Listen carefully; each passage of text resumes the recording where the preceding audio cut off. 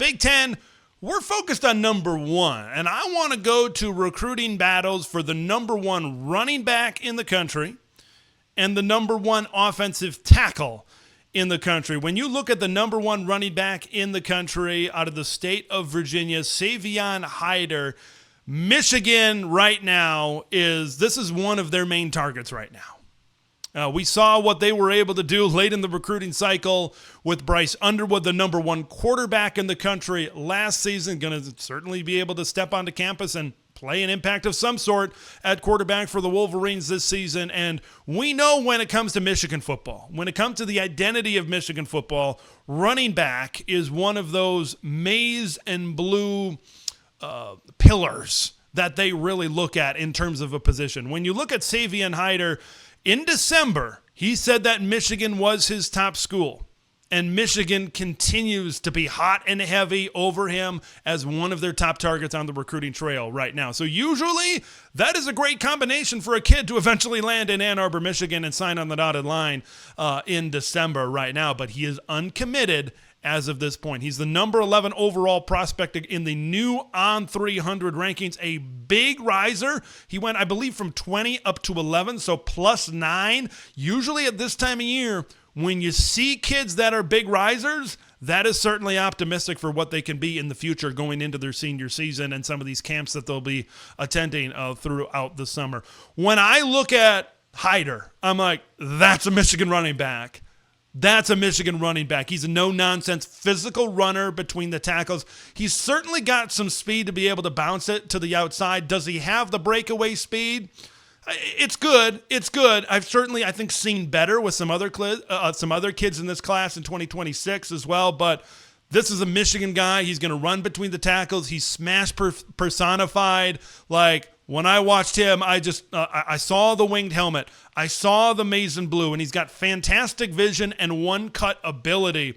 Based on what I've kind of heard and based on what I know, I think it would be an upset if Michigan did not land this guy right now. You look at Michigan's current running back situation, Justice Haynes transferring in from Alabama. You've got a second-year guy in Jordan Marshall. I think they're setting up Savion Hiter to be the next guy after those two, certainly, in the backfield for the Michigan Wolverines.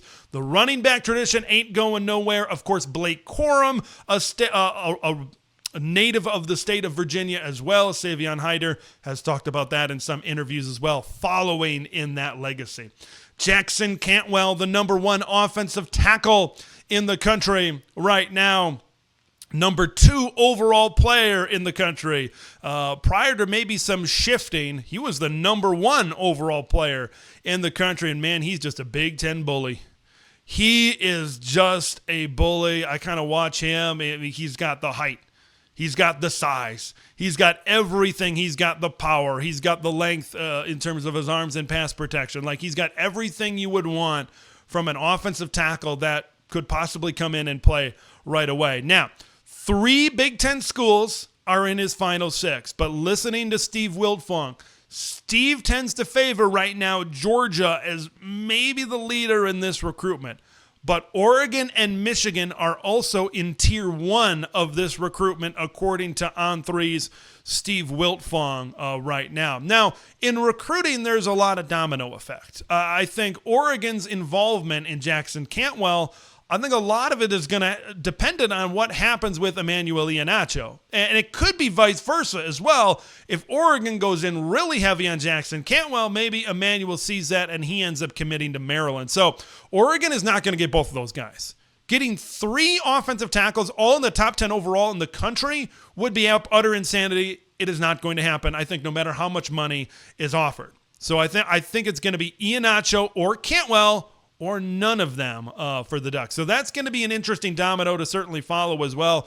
And Steve was kind of talking about wait for Michigan to make a late push. We know how strong the offensive line culture is for Sharon Moore and the Michigan Wolverines right now. So Oregon and Michigan highly involved. I think that this is going to be one of the more intriguing battles as Jackson takes his visits throughout the spring. This is one that you're going to want to keep your eye on, certainly in combination with Emmanuel Iheanacho as well.